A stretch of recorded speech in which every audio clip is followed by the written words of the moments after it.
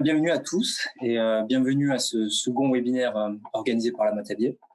Donc Galdric avait déjà initié cette série il y a 2 semaines, donc en parlant justement d'une nouveauté que l'on sort cette année, une levure qui permet justement de réapporter un petit peu de fraîcheur et d'équilibrer mieux les vins. Donc aujourd'hui, on va rester sur une thématique fermentaire, puisqu'on va aborder 2 concepts. Le concept du saupoudrage, d'une part, puisqu'on a de plus en plus de questions qui émergent du terrain par rapport à cette pratique. Donc nous, en interne, on a un petit peu travaillé dessus et l'idée, c'était de vous apporter des éléments techniques par rapport à cette application-là. On va réaborder dans un second temps également la nutrition azotée des levures. Donc c'est une thématique qu'on a déjà vue l'année dernière, sur laquelle on avait déjà fait un webinaire qui s'appuyait essentiellement sur des données de thèse et des données bibliographiques. Cette année, on a des données un peu plus terrain, on va dire plus concrètes, issues d'essais. Donc l'idée, c'est de vous apporter aussi ces éléments. Donc je vais partager mon écran. Donc d'ailleurs, je vous ai pas précisé, mais il y a toujours la partie questions et réponses. Donc il y a un petit onglet en bas de votre écran, normalement, questions et réponses. Donc vous pouvez poser vos questions directement ici et je serai supporté par Galdric, du coup, qui pourra répondre en partie à ces questions. Et en fin de présentation, on prendra un petit temps aussi pour pouvoir discuter et voir s'il y a d'autres questions supplémentaires. Donc comme je l'ai dit en introduction, une partie saupoudrage dans un premier temps et une partie nutrition azotée. Donc on va commencer par la partie saupoudrage. Et donc effectivement, en introduction, on peut rebrasser très rapidement un petit peu le contexte œnologique. Donc un contexte œnologique qui est en évolution, on va dire, puisqu'on se rend bien compte qu'on a un réchauffement climatique qui implique des hausses de température. Et ces hausses de température ont un impact significatif sur la qualité des mous et donc des futurs vins. On se rend compte qu'on a des degrés alcooliques de plus en plus importants. Ce n'est pas le seul phénomène. On se rend compte également qu'on a des hausses de pH. Donc, ces hausses de pH, ça implique finalement des hausses de potentielle contamination par des micro-organismes d'altération. Et à côté de ça, on a des nouvelles pratiques qui émergent aussi avec l'utilisation de plus en plus de cuivre aujourd'hui au niveau de la vigne, le fait d'arrêter d'utiliser du soufre également, de diminuer les doses de sulfite. Donc, on comprend bien que à la base, il y a un contexte œnologique qui est en train d'évoluer et d'autre part, il y a des pratiques qui sont également en changement. Et de ce fait, ça implique qu'on a des matrices de plus en plus compliquées à fermenter aujourd'hui, puisqu'on a des degrés alcooliques plus importants, des pH plus importants et de potentielles contaminations microbiennes plus élevées également. Et à côté de ça, on se rend bien compte qu'aujourd'hui, les techniciens et les œnologues sont plutôt à la recherche d'une certaine praticité dans leur quotidien, dans leurs tâches, et effectivement, le saupoudrage en fait partie. Puisque pour rappel, lorsqu'on fait une réhydratation classique dans de l'eau, d'une levure, ça va prendre entre 30 et 40 minutes. Et de ce fait, on comprend bien qu'on a un besoin de main-d'œuvre, un besoin de temps. Et de ce fait, le saupoudrage paraît très intéressant d'un point de vue logistique et d'un point de vue financier. Et l'idée ici de l'étude qu'on a pu faire en interne, c'était de voir l'aspect œnologique et l'aspect technique. Donc, c'est à cette question qu'on va tenter de répondre à travers cette étude. Donc, pour commencer justement cette étude, il est nécessaire de revenir un petit peu à la base et à la définition d'une levure sèche active. Donc, qu'est-ce que c'est? C'est tout simplement une levure dont les fonctions vitales ont été suspendues. Donc, elle est maintenue dans un état de déshydratation. Et ça a 2 effets principaux.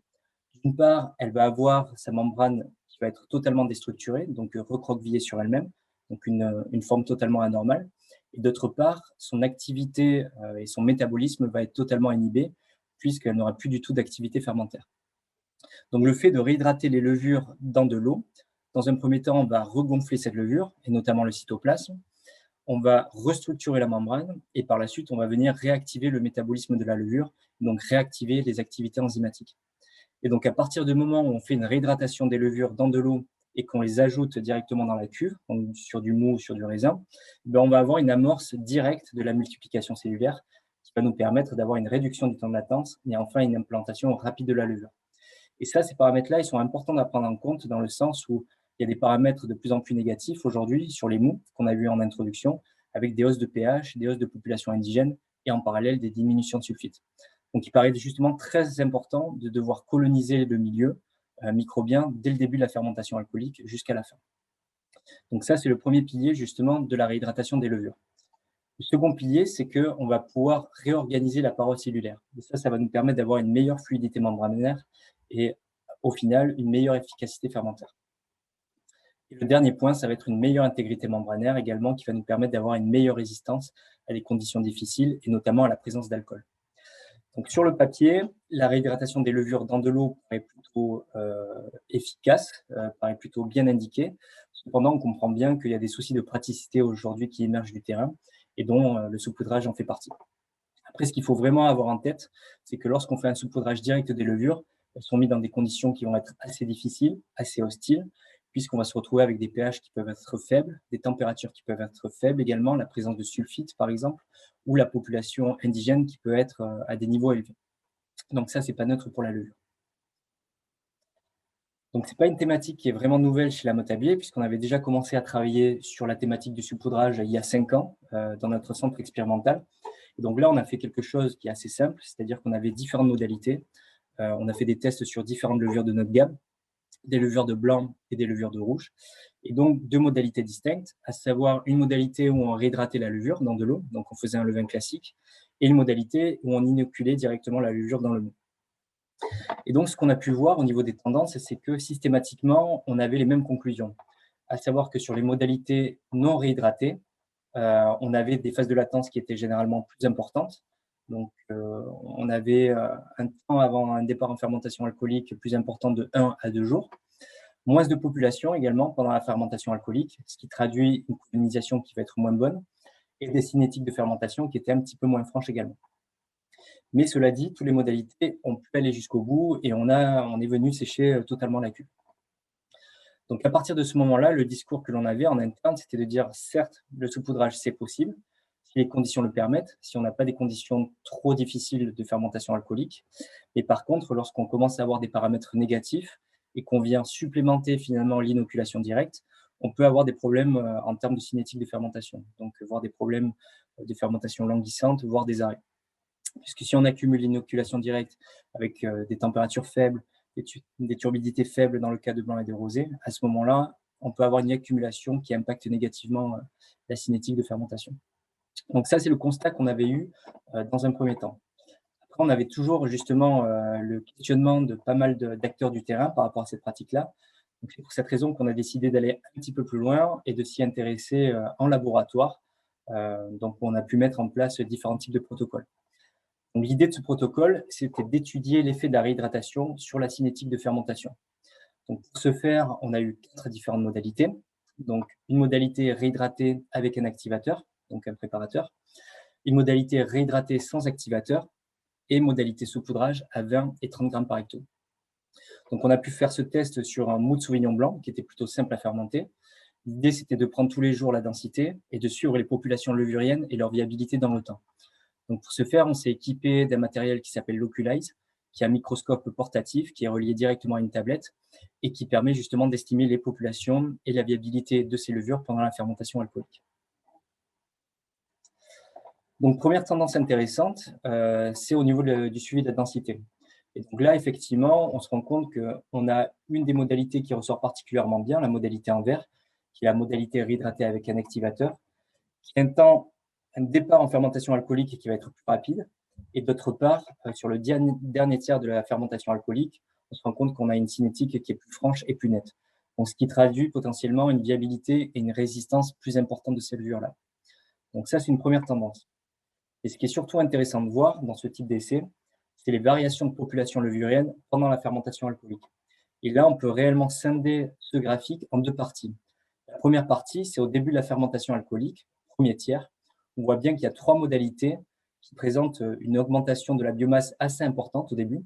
Donc, ça va être les modalités réhydratées et la modalité à 30 grammes par hecto. Par contre, on se rend compte que la modalité à 20 grammes par hecto, on a un décalage en termes de population au début de cette fermentation-là.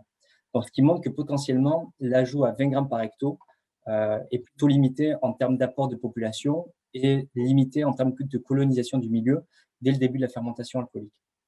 Donc ça, c'est le premier point. Et si l'on s'intéresse à la seconde partie de ce graphique, on se rend compte que les modalités réhydratées présentent une bonne stabilité des populations levuriennes jusqu'à la fin de la fermentation alcoolique. Par contre, celles qui ont été inoculées présentent un petit décrochage au dernier tiers de la fermentation, ce qui suppose potentiellement une perte de viabilité et un manque de résistance dans des conditions qui sont un peu plus difficiles, où on commence à avoir un petit peu d'alcool. Donc, cela dit, on relativise un petit peu ces données dans le sens où les conditions étaient peu difficiles. On avait une bonne turbidité, une bonne température de fermentation et peu de sucre à fermenter.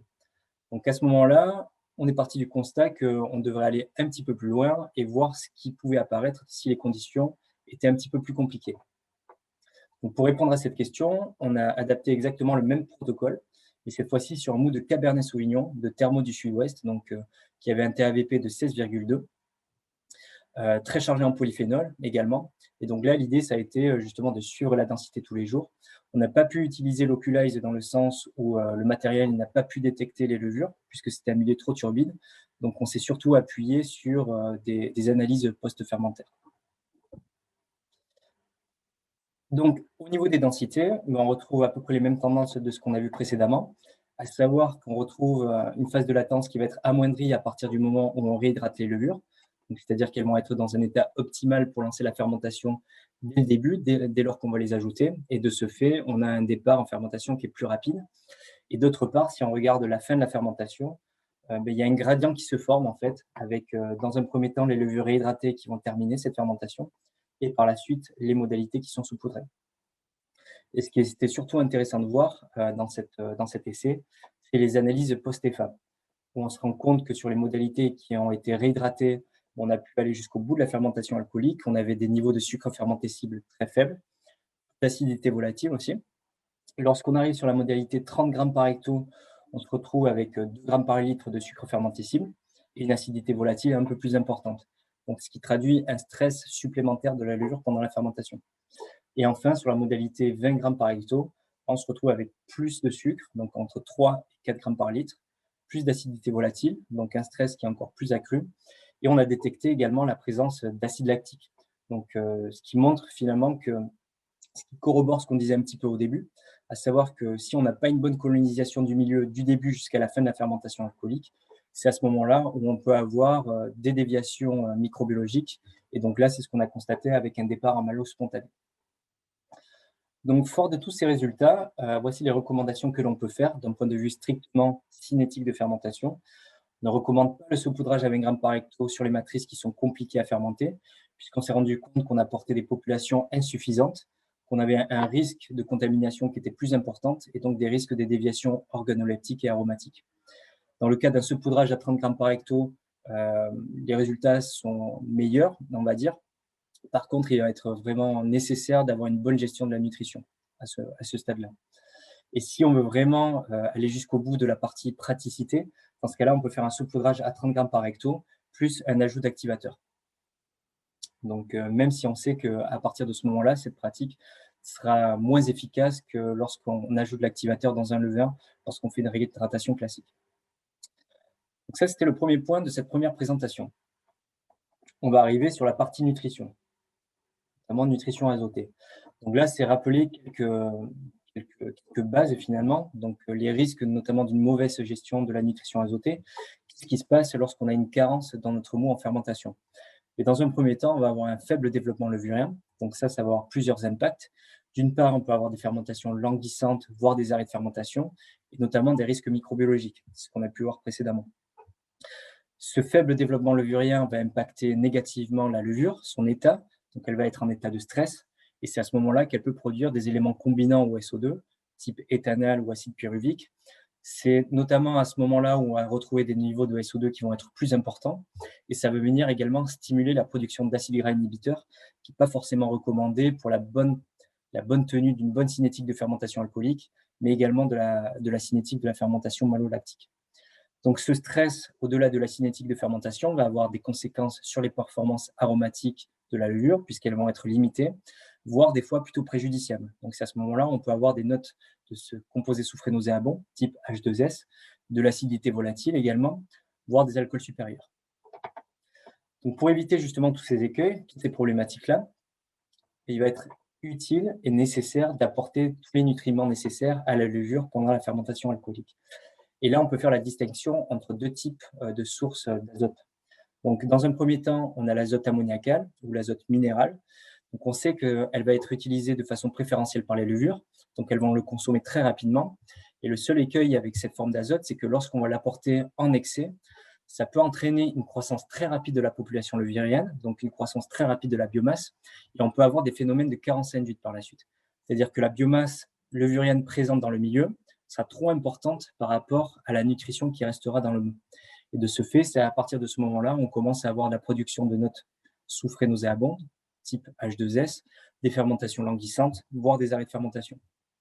C'est un impact aussi au niveau température, puisqu'on peut avoir des productions thermiques excessives, ce qui n'est pas du tout recommandé lorsqu'on cherche de l'aromatique ou lorsqu'on cherche à avoir une bonne viabilité des levures jusqu'à la fin de la fermentation. Et de l'autre côté, on a les acides aminés ou l'azote organique, donc où on sait qu'on va avoir une utilisation plus progressive. On parle de nutrition plus durable, on va dire. On va avoir une répression de la production d'H2S, donc ça, on verra un petit peu plus tard dans la présentation. Une nutrition des levures et des bactéries lactiques également. Et on se retrouve généralement avec une complexité aromatique qui va être un peu plus importante. Donc, ça, on l'avait déjà abordé l'année dernière, mais via l'outil le matériel Oculize dont on s'est procuré, on a décidé de mettre en place aussi certains protocoles pour justement essayer de voir et de déterminer quelles étaient les meilleures stratégies à adopter dans le cadre d'une stratégie de nutrition azotée. Donc, on a mis en place ce protocole où l'idée était d'observer l'effet du type de nutrition sur la cinétique de fermentation et sur les populations levuriennes. Donc, on a repris le mou de Sauvignon blanc qu'on a vu initialement. Et donc, on a fait différentes modalités. Donc, une nutrition mixte dans un premier temps, c'est-à-dire l'ajout d'azote minéral au premier temps de la fermentation alcoolique, à J+1 après le levurage, suivi d'azote organique à J+3 au premier tiers de la fermentation alcoolique. Donc ça, c'est une nutrition mixte. Nutrition 100% minérale avec l'ajout uniquement d'azote minéral. Et nutrition 100% organique avec uniquement l'ajout d'azote organique. Et donc là, l'idée, c'était de prendre la densité tous les jours et de suivre la population et la viabilité des levures également.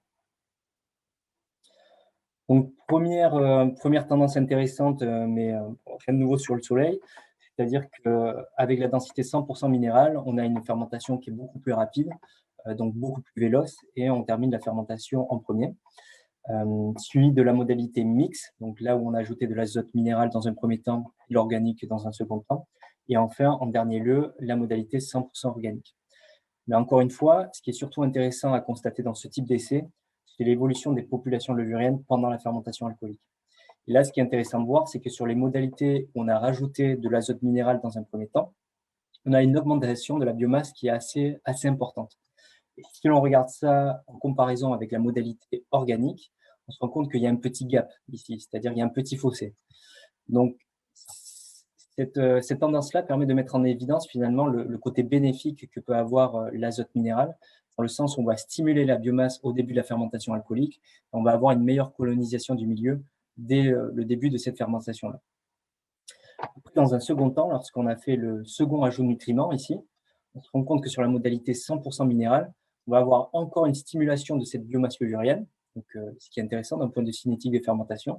Et si on voit plus loin, on voit qu'on a un décrochage assez rapide, au-delà du 4e et 5e jour, ce qui montre finalement qu'on va avoir une perte de viabilité, une perte de résistance des levures, et dans des cas plus compliqués, potentiellement des fermentations alcooliques qui vont être languissantes.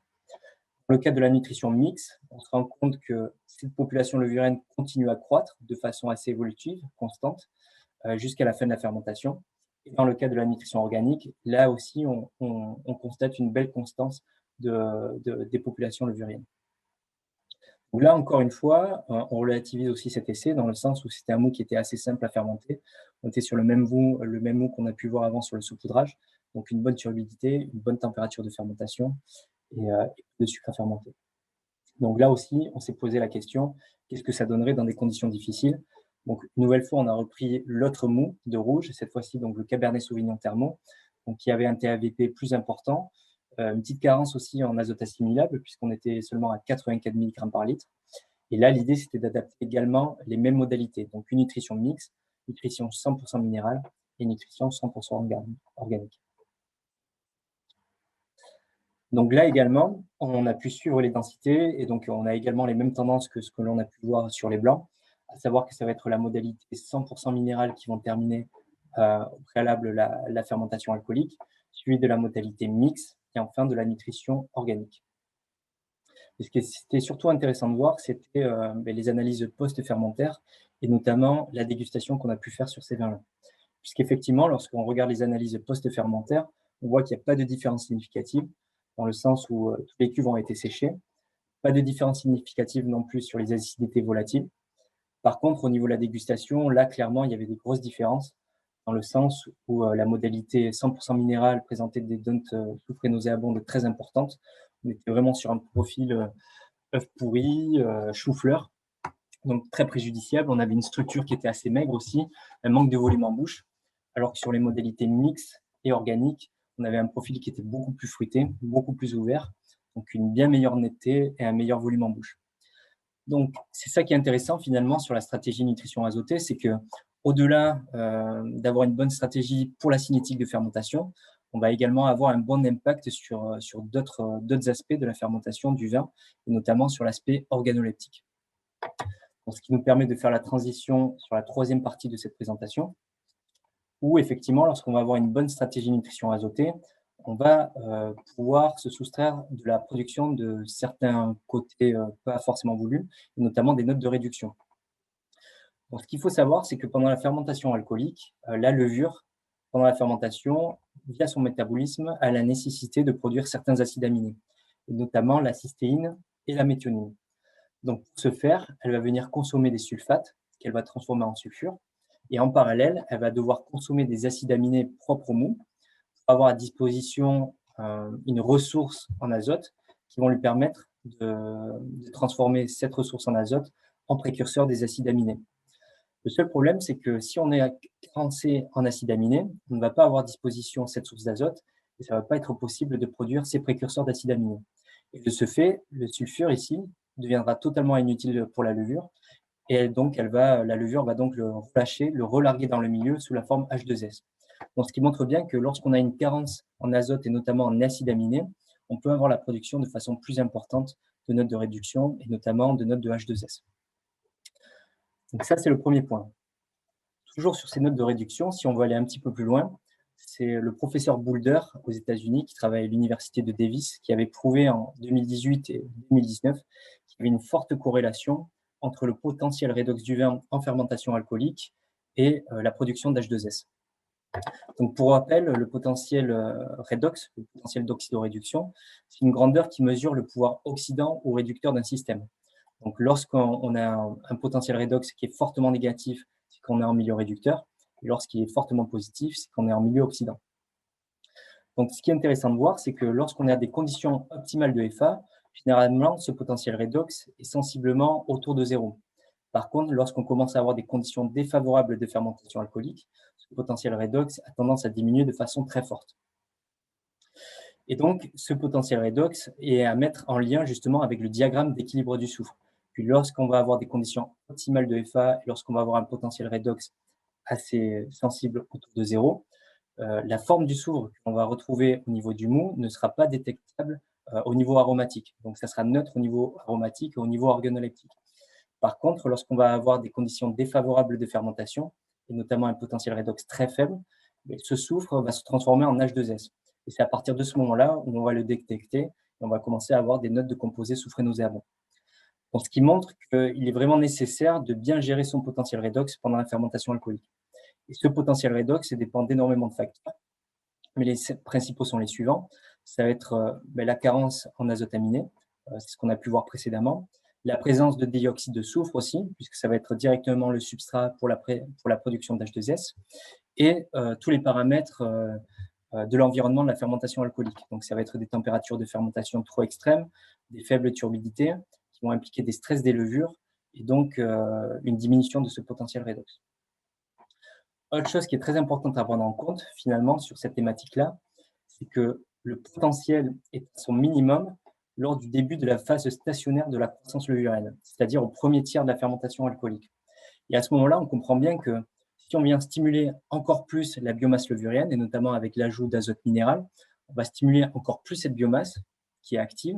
Donc, on va avoir encore plus de transformation des sucres en alcool, donc potentiellement des phénomènes de carence induite qui vont impliquer des stress des levures. Et de ce fait-là, on va venir diminuer encore plus le potentiel redox du vin. Et de là vont apparaître les notes de composés soufrés nauséabonds et notamment d'H2S. Donc, par rapport à ça, très important aussi de bien gérer la nutrition azotée au premier tiers de la fermentation alcoolique, notamment avec de l'azote organique, pour éviter justement de trop stimuler la biomasse levurienne et donc de trop diminuer ce potentiel redox qui est responsable de la production d'H2S. Donc ça, c'est un des premiers bénéfices à avoir une bonne stratégie de nutrition azotée.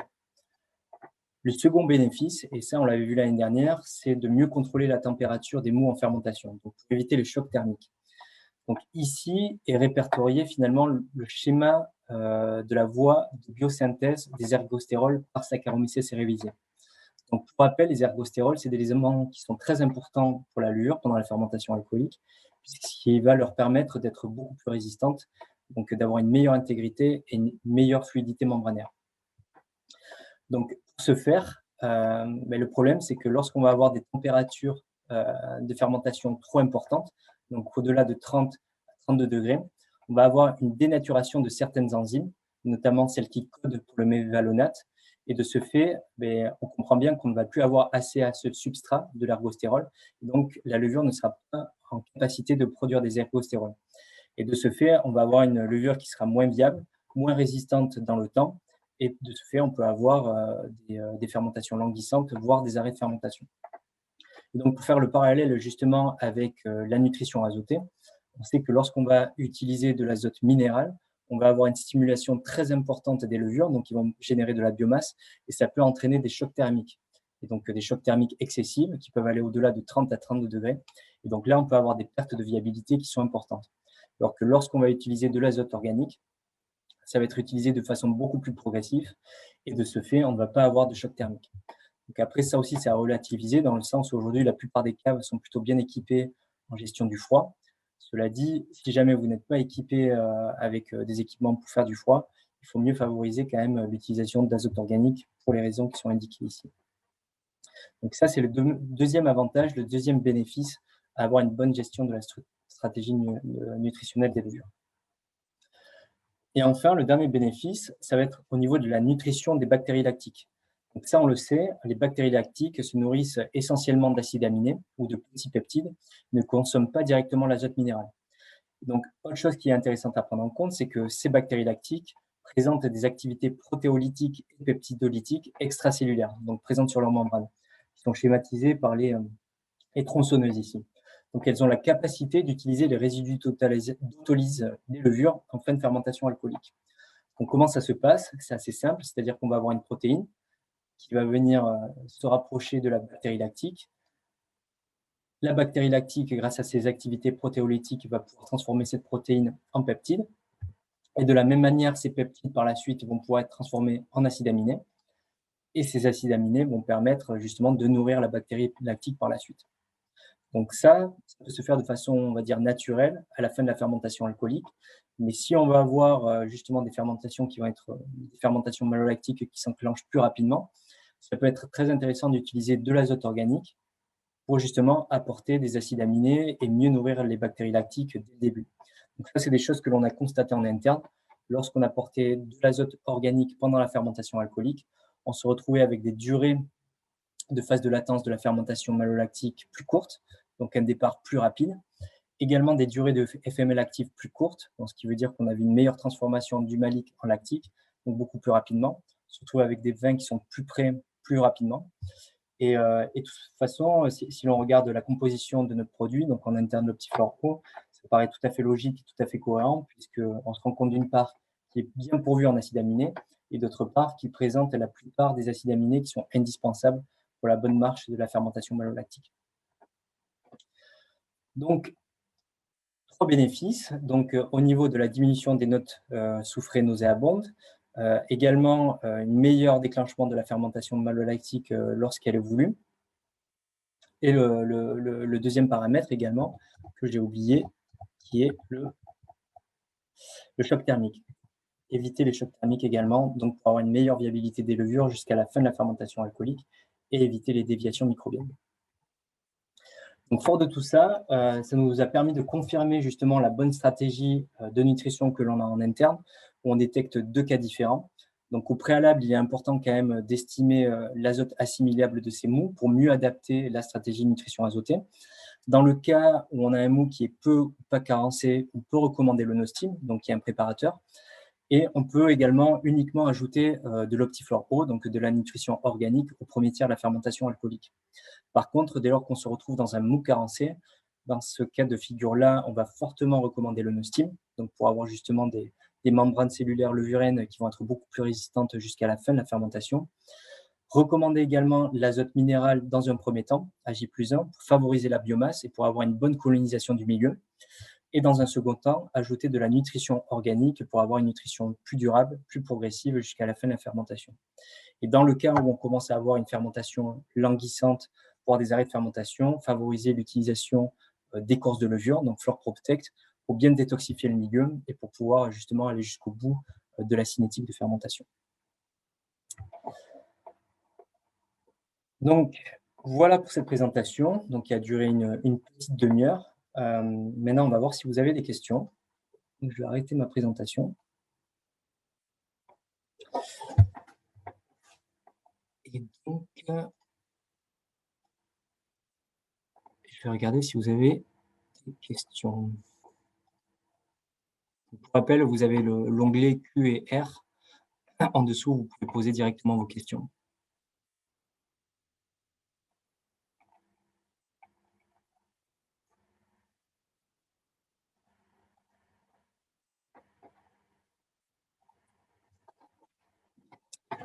On va attendre un petit peu qu'elles arrivent. Alors, première question de Claire. En première partie, avez-vous ajouté des activateurs dans les modalités saupoudrées? Si oui, lesquels et quels résultats? Alors non, effectivement, on n'a pas ajouté d'activateurs, puisque l'idée, c'était uniquement de voir l'impact de l'inoculation directe des levures, donc sans ajout d'activateurs. Par contre, on avait fait des essais, alors il y a quelques années, c'était en 2016 aussi, où on saupoudrait directement les activateurs, et on voyait qu'il y avait une réponse assez positive des levures en termes de viabilité et en termes de maintien des populations pendant la fermentation alcoolique. Mais ce dont on s'est rendu compte, c'est que ce n'était pas aussi efficace que lorsqu'on ajoutait des activateurs dans un levain classique. Donc, c'est pour ça qu'on le recommandait finalement dans nos recommandations. Oui, on peut le faire, mais on aura un effet plus limité que si on avait fait une réhydratation classique. Donc, les levures vont être aptes à consommer une partie des ergostérols et des acides gras, mais pas dans leur totalité. Donc ça, c'est bon. De l'usage du glutathion dans la stratégie. Ça, c'est une question d'Olivier. Donc, question intéressante, mais le glutathion, effectivement, on va plutôt l'utiliser. Alors, avoir dans la stratégie de nutrition azotée, c'est vrai que nous, on ne l'inclut pas du tout sur la cinétique de fermentation. Le glutathion, on va plutôt le préconiser lorsqu'on veut jouer contre l'oxydation, donc plutôt en fin de fermentation alcoolique, justement. On a des produits, des dérivés de levure qui sont riches en glutathion, qu'on met en fin de fermentation alcoolique, justement, pour venir préserver toute l'aromatique. Mais ce n'est pas forcément des produits qui vont réellement nourrir la levure. Donc, nous, on le voit plutôt dans un point de vue antioxydant ou dans un point de vue, aromatique également. Donc, on a deux produits différents en interne. L'Aroma Protect qui est très riche en glutathion, qu'on va préconiser plutôt en fin de fermentation alcoolique, dans un respect de l'aromatique. Et un autre produit, un autre dérivé de levure qui est riche en précurseurs cystinylés et glutathionylés, qu'on va plutôt préconiser en début de fermentation alcoolique et qui, lui, va plutôt jouer sur l'aromatique. Mais à partir du glutathion, non, on ne le préconise pas forcément pour la partie cinétique de fermentation. Après, autre question de Xavier Lopez. Pour la synthèse des thiols, la nutrition minérale est déconseillée au début de l'AFA. Effet répresseur, est-ce la bonne stratégie en blanc? Alors, c'est un peu ce que j'expliquais au début, c'est-à-dire que nous, on scinde bien ces deux pratiques-là, donc la cinétique de fermentation alcoolique et l'optimisation aromatique.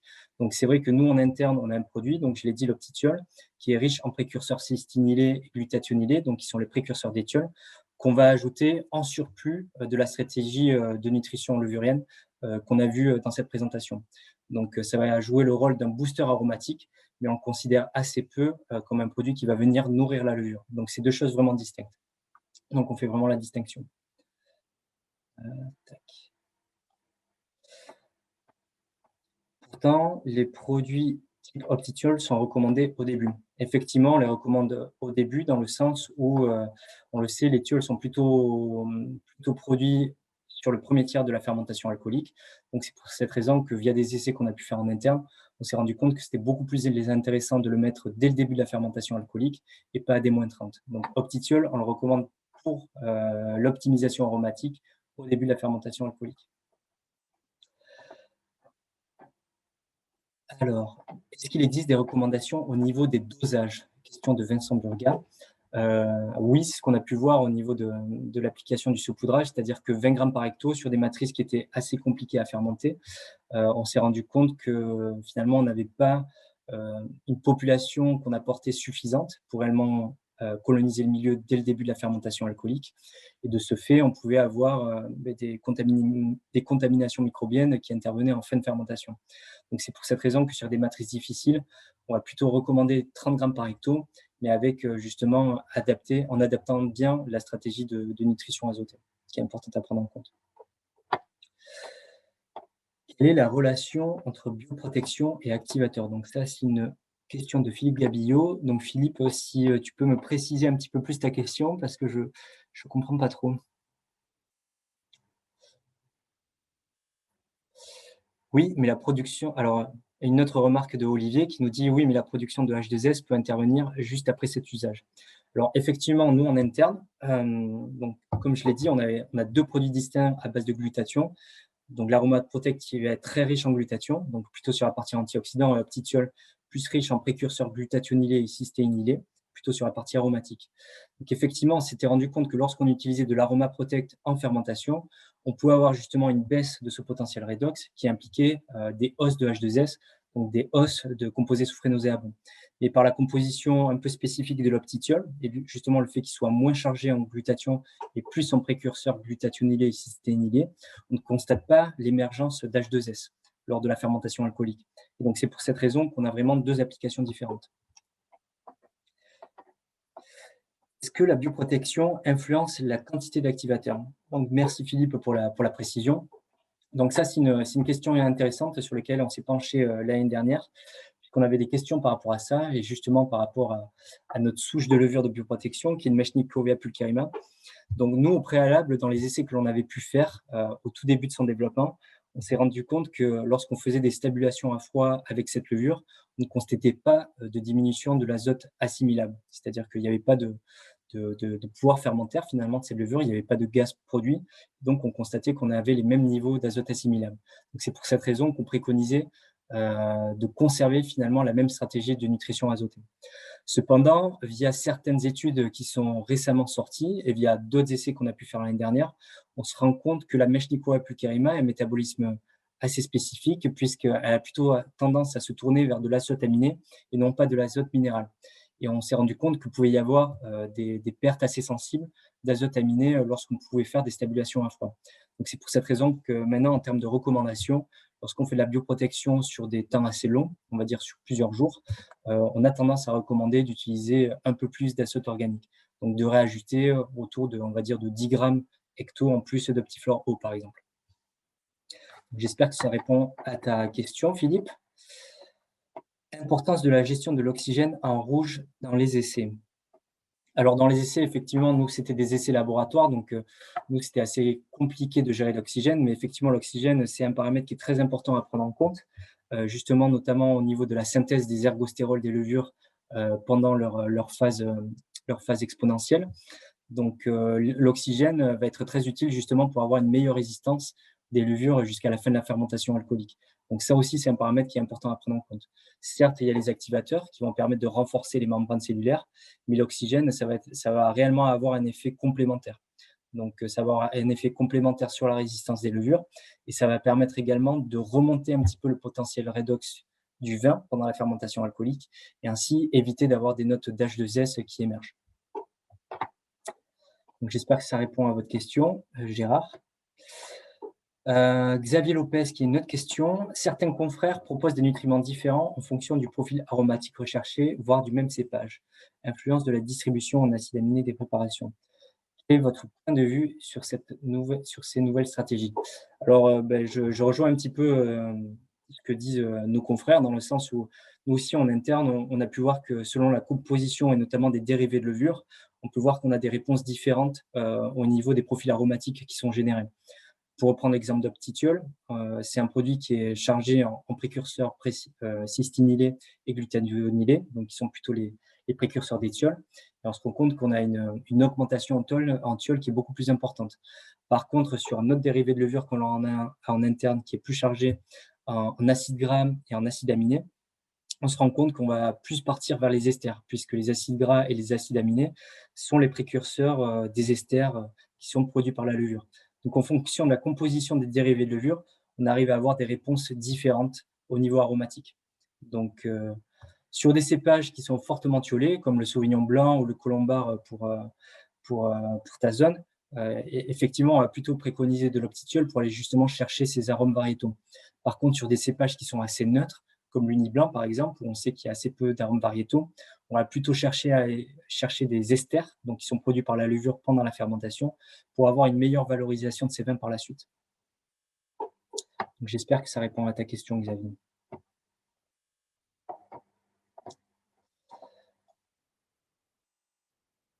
Est-ce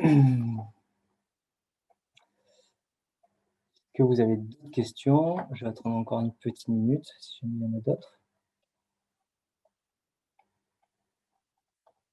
Alors, usage de la stratégie azotée en bio. Alors ça, c'est une bonne question aussi. Mais sur la stratégie de nutrition azotée en bio, je n'ai pas forcément les données en tête. Les dérivés de levure sont utilisables aujourd'hui, actuellement. Je vois que Caldric est en train de répondre. Mais les dérivés de levure aujourd'hui sont utilisables. Donc, pour moi, il n'y a pas forcément de différence significative entre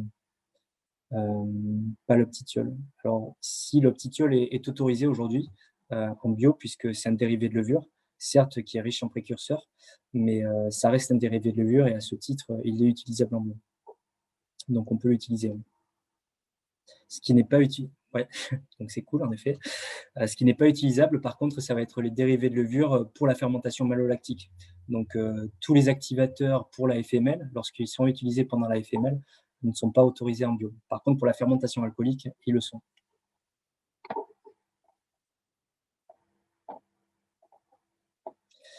Est-ce que toutes les levures peuvent être saupoudrées? Alors ça, c'est une très bonne question. Donc nous, via les essais que l'on a pu faire en interne, on se rend compte qu'on a toujours les mêmes tendances, quelle que soit la levure. Donc, pour résumer, une phase de latence plus importante, moins de population pendant la fermentation et des cinétiques un peu moins franches. Après, on se rend compte qu'il y a certaines levures qui peuvent être recommandées sur le saupoudrage, donc des levures qui vont se développer très rapidement. Donc, nous, en interne, on en a une qui marche plutôt bien là-dessus, sur lequel on doit reconfirmer via certains essais. On se rend compte que sur le saupoudrage, il y a un effet levure qui peut être notable. Donc, certaines levures ont des phases de latence et des phases de multiplication qui sont un peu plus longues. Donc, il sera intéressant d'écarter ces levures sur la thématique du saupoudrage. Par contre, certaines ont une multiplication qui vont être très, très rapide et de ce fait, qui vont mieux coloniser le milieu. Et celles-ci, on peut les préconiser.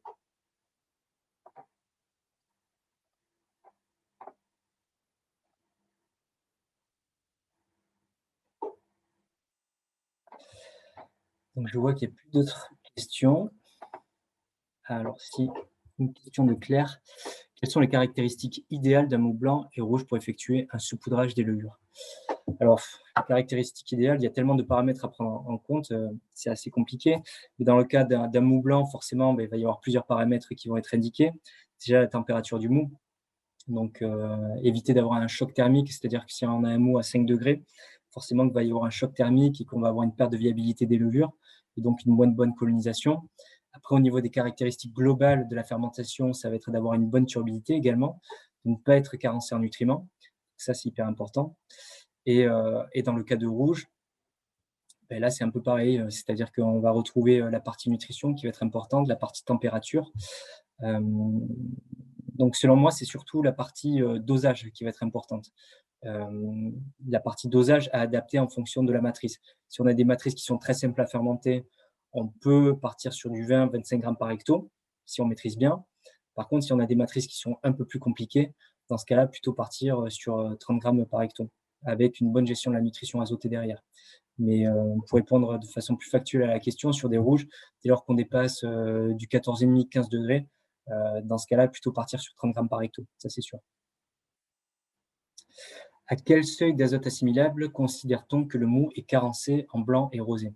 Donc ça, c'est une nouvelle fois, je vais encore faire une petite réponse de Normand, mais ça dépend essentiellement des caractéristiques du mou et ce qu'on veut en faire. Donc, nous, à titre indicatif, on a une application qui s'appelle Nos Solutions où justement, vous renseignez tous les paramètres de votre mou, vos objectifs de fermentation et par la suite, ça vous donne en détail une stratégie de nutrition azotée. Mais nous, on préconise d'avoir minimum 140 mg par litre d'azote assimilable dans le mou pour être sûr de ne pas avoir de problématique. Donc ça, c'est vraiment le minimum. Et après, ce seuil d'azote assimilable va varier en fonction du TAV. Donc on considère que lorsqu'on a 1 degré d'alcool à fermenter en plus, il faut avoir en tête d'augmenter de 30 mg par litre d'azote assimilable. Après, il y a les températures qui sont à prendre en compte. Donc si on a des températures inférieures à 15 degrés, mais aussi mieux réadapter l'azote assimilable. Il y a les besoins de la levure aussi qui sont importants à prendre en compte et l'ajout d'oxygène. Lorsqu'on va ajouter de l'oxygène, on va avoir une meilleure viabilité des levures. Donc ça dépend d'énormément de paramètres. Mais voilà, sur les blancs et les rosés, ce qu'il faut avoir en tête, c'est le degré alcoolique, la turbidité, la température, l'ajout d'oxygène et le besoin de chaque levure, puisque chaque levure a des besoins bien différents.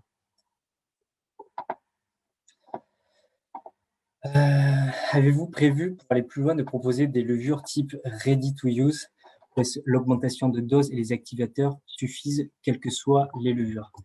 Donc, pour l'instant, en termes de stratégie en interne, on n'a pas encore prévu d'adapter des levures ready to use. Nous, on a décidé de mettre en place justement ces essais pour avoir un discours technique, on va dire, un discours œnologique. Donc aujourd'hui, effectivement, par rapport à nos solutions que l'on a en interne, la seule alternative qu'on a trouvée, ça va être d'augmenter les doses et de potentiellement saupoudrer les activateurs pour que ça soit réellement efficace. Après, c'est le discours qu'on avait déjà il y a 5 ans, à savoir que certes, c'est possible de le faire sur des matrices qui ne sont pas très compliquées à fermenter, mais par contre, dès lors qu'on arrive à des matrices plus compliquées, dans ce cas-là, nous, on préconise de ne pas jouer, c'est-à-dire de faire des réhydratations dans l'eau et voire d'utiliser des activateurs à ce moment-là. Donc aujourd'hui, on ne prend pas le parti de faire des levures ready to use.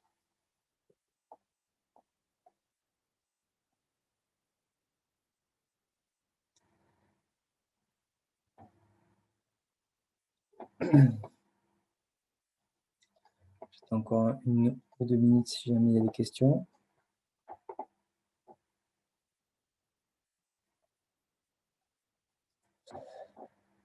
Bon, écoutez, j'ai l'impression qu'il n'y a plus de questions. Donc on va pouvoir finaliser ce webinaire. Écoutez, j'espère que vous avez appris des choses sur la partie saupoudrage et sur la partie nutrition azotée. Si jamais vous avez des questions, n'hésitez pas à revenir vers nous. Donc on sera tout à fait apte à vous répondre sur d'autres problématiques également. Donc écoutez, je vous souhaite une bonne journée et merci pour votre participation. Bonne journée.